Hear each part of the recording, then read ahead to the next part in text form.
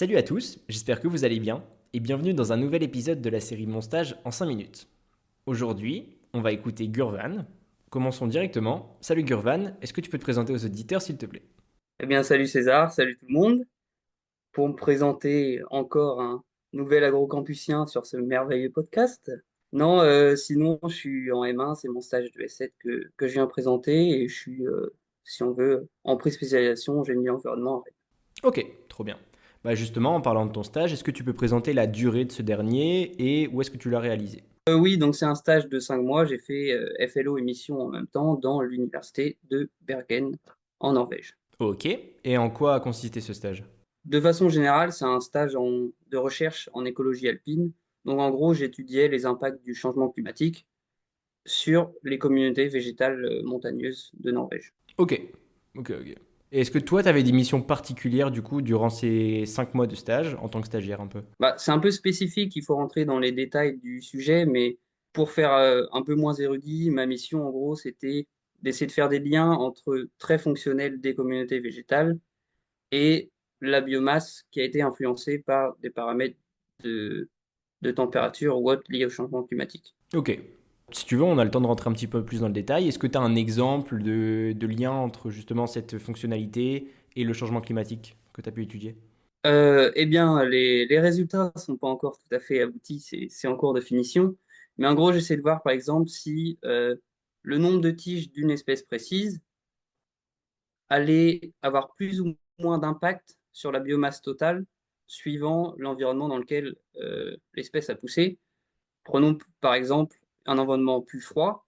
Peut-être qu'une certaine plante va développer plus de tiges, car le milieu plus froid peut-être nécessitera d'être plus porteur pour résister au vent, etc. Sans entrer dans les détails parce que j'ai pas encore les résultats précis, mais en gros, ça tourne autour de ça. Ok, trop bien. Bah, ça a l'air vraiment cool. Est-ce que tu pourrais justement présenter une journée type? Oui, alors en vrai, j'ai pas vraiment de journée type. On va dire que ça s'est séparé en trois phases. D'abord, quand je suis arrivé fin d'été, j'ai eu une phase de terrain. Donc là, on faisait quelque chose comme du 8h 20h sur le terrain, à finalement mesurer des plantes, couper des plantes. C'est pas le plus marrant, mais t'es dans la montagne, donc c'est assez fun.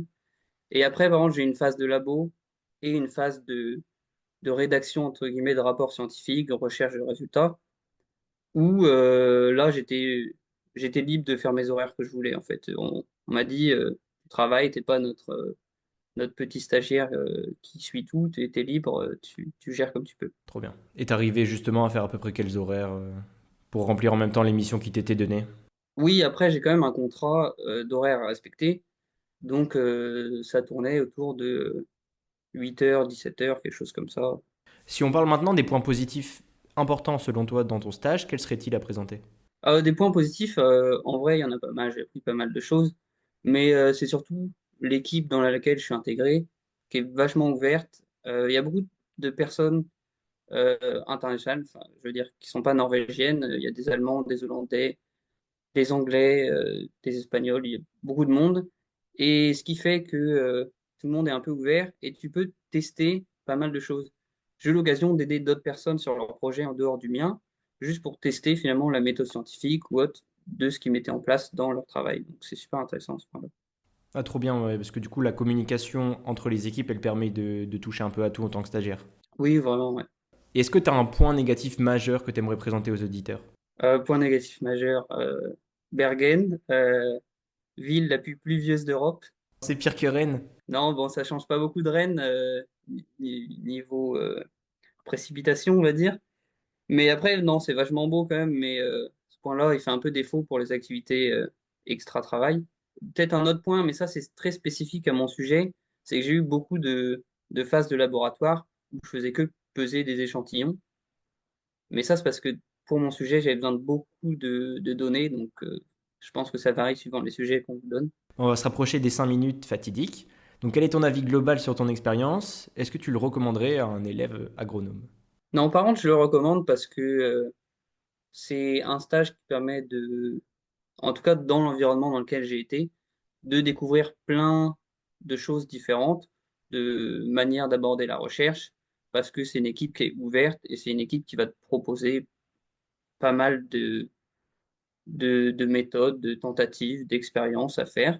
Et en même temps, tu es un peu libre et tu es remis sur toi-même. Donc, ça te permet de développer aussi personnellement. Donc, c'est intéressant. Trop bien.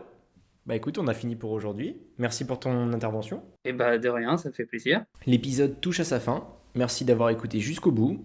J'espère que l'épisode vous aura plu. Vous pouvez laisser un petit commentaire pour donner votre avis. Suivre le compte Instagram Les Voix de l'Agro si vous voulez en savoir plus sur tous les épisodes et sur la communication en temps réel de la publication des épisodes. En attendant, je vous souhaite plein de bonnes choses et à très bientôt.